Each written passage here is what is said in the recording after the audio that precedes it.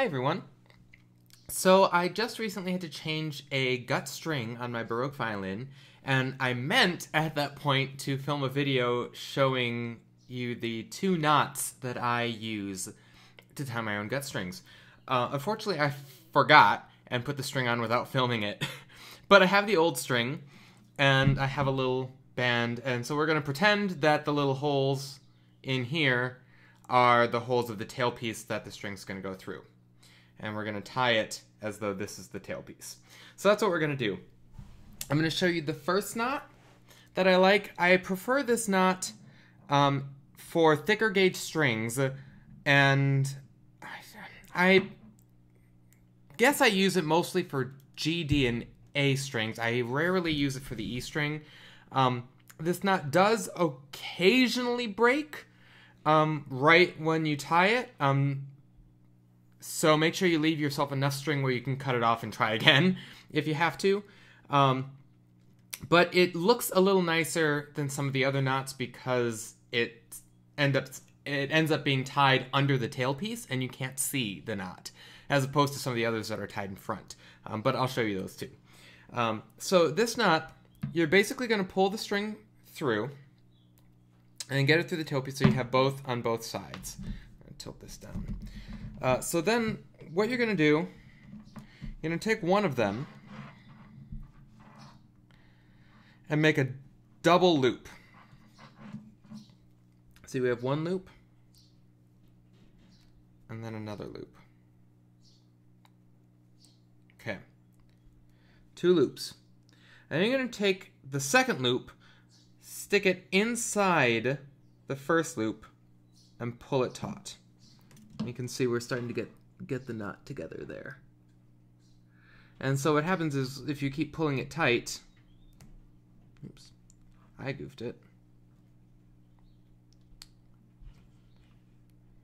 It's always, that's the other reason I like this knot. It's always fixable, even if you goof it. Just slide it back in and keep pulling. And then you end up with something that looks a little bit like this.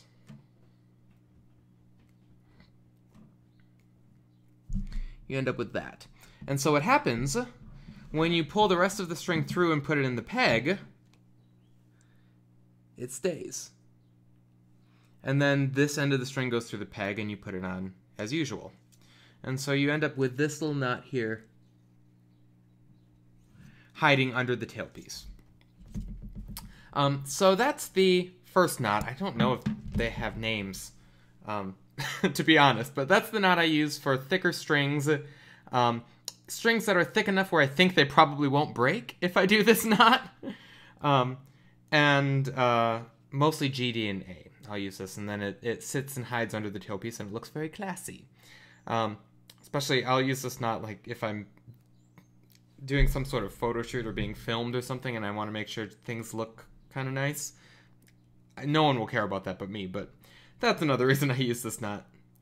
So that's one. The E string. This is a knot I use.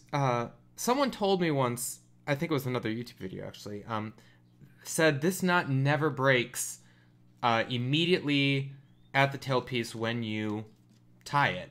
And I think that's true. I've never had it break. I have had this knot break or slip through before, but I've never had this other knot break. So I tend to use it only for the E string. It makes me a little more nervous because it's sort of visible. And it sort of looks like it could break, but it never does. So there you go. Anyway, so I'll show you this one. Once again, slide your string through. And get this, I'm going to tilt the camera down. And then you're basically just going to cross and stick it through, just like a shoelace, the first part of tying your shoes. And pull it through.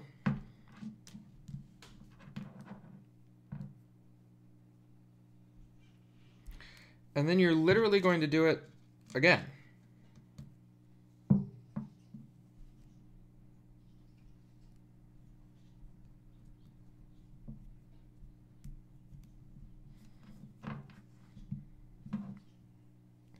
And that's it.